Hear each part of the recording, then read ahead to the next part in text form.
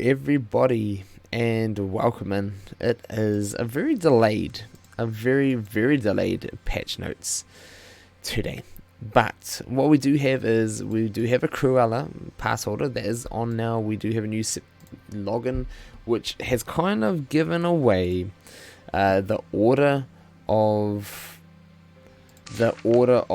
how this month is going to go, which is kind of nice when you want to look over them. So let me just jump on over here. It has given it away, saying, you know what, okay, we have had the first week where it had Donald tokens, so that was our Sensational 6 week. Then next week we have got Shank, so that's kind of giving it away as like, hey, there we go, we're going to be seeing most likely some Toy Story and Wreck-It Ralph announced this week patch notes.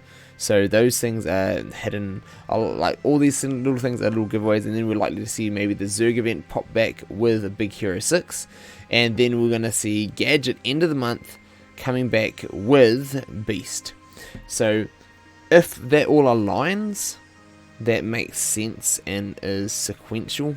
So if that all pops off, then we will be looking at that kind of order for the legendaries this month, as well as the other events. So I'm very interested and excited to get the Rescue Rangers event back. So let me just grab this right here, and then we'll jump back into the good action. So with these patch notes, aside from the calendar, we do have the new leaderboard. So we have password leaderboard, that's pretty much done, it is done. We are getting Cruella in our PvP pack, so that's nice, and I'm slowly getting us a few more. The Cruella event is actually finishing today, or in the next few hours. So that is all done. The D23 sweepstakes is kind of sad. A lot of people were disappointed that it's only open to US citizens to join the sweepstakes. So some people can sign up for D23, which is the Disney fan club, and when you try to register for the sweepstakes, you can't outside of US. So pretty much the rest of the community here all just been like, oh, slap in the face, you don't get a shot. So that's sad. And that if you actually looked at this on the site, it is giving away frames, tokens, a few other rewards, as well as like that's in game, and then it's also like monetary vouchers for using on their Disney stores. So that'll be like the big part for some people. We're gamers. We're here for the Maleficent shards and the frames. Let's be honest. Toy Story event back. Love it. Get those. What are the Wispies? I loved it. They're all so short now, but still definitely worth getting all those Wispies that you can. So I'll take it. Now, that being like the main part of the patch notes last week, and then Princess and the Frog leaderboard, which we do have, which is coming to an end as well. And we've seen, like, this is one thing I wanted to talk about, is with Tiana and the Frank and Lily leaderboards, all of them have been natural standard campaign energy and grand energy leaderboards, and they've all been 2-star unlocked characters. That to me, it kind of seems like, hey, that's kind of like tower characters and all those other basic characters who are generally low level unlocks. And then this next part down below really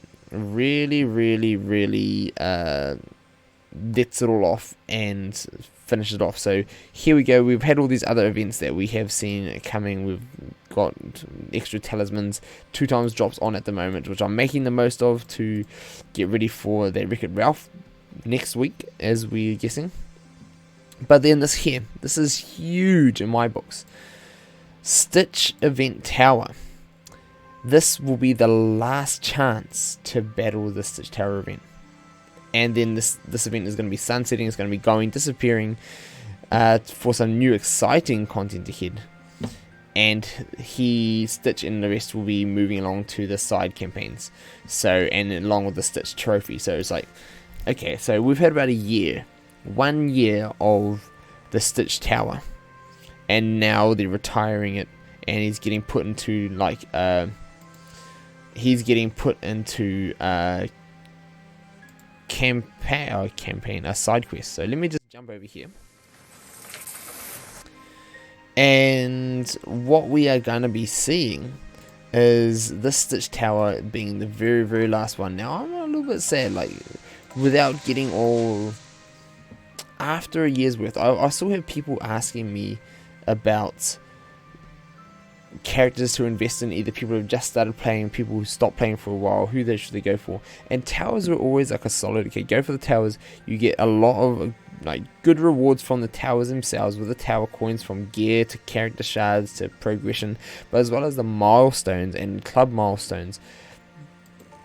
Towers are one of the best things to focus characters on. But now it's kind of you won't have to rethink that. With the Stitch Tower disappearing, anyone who only recently finished farming or prioritizing the Stitch characters are now going to be at a disadvantage for all their investment that they put in. I'm only talking about the recent ones. For me, I've got my returns from this tower. But for the people who I have encouraged to go for the likes of Bubbles and Gantu to go for the Stitch Tower, they, on the other hand, are now going to be out of pocket, let's just say. And they're going to be okay, now they're going to be floating around without being able to have the big gains that they used to.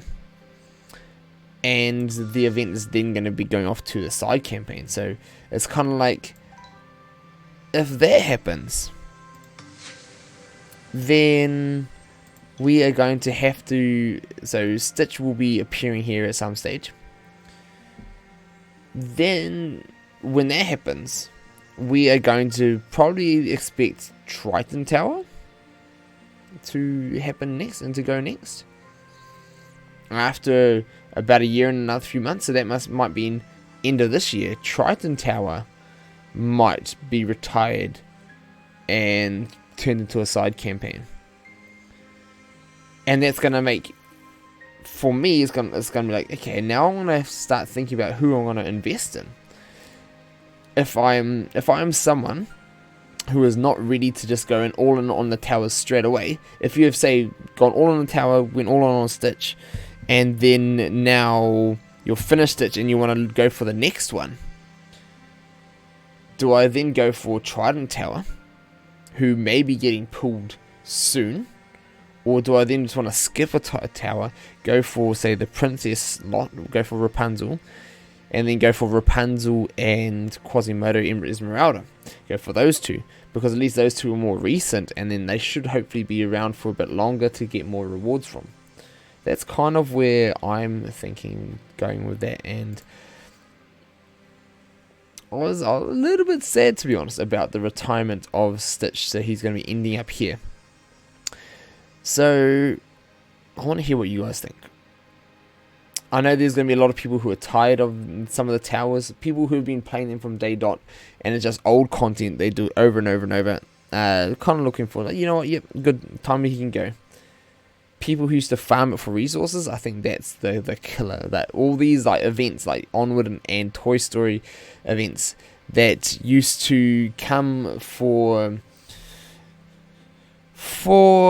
the resources is kind of a killer to see them all being retired. You're like, no, I want more resources so I can progress my characters, especially when I invested in these characters for these events. That right there is a killer. So, but I'm also interested, will it ever come back in some sort of fashion, like we have seen the Onward and the Toy Story events come back as shorter 3-day events? what will happen to the Stitch Tower? I don't think that'll happen for the Stitch Tower, because towers are completely different. So it'll be interesting though, and it is definitely something to consider. So let me know what you guys' thoughts are, and I'll want to hear from you guys in the comments below. So we'll see you down there, and I've got a lot of other ideas cropping up, and not to mention raids coming, potentially new replacement tower or another mode, maybe another mode, but potentially a replacement tower for that. I can't wait to see what it is. So let me know what you guys think in the comments below, and I'll see you down there.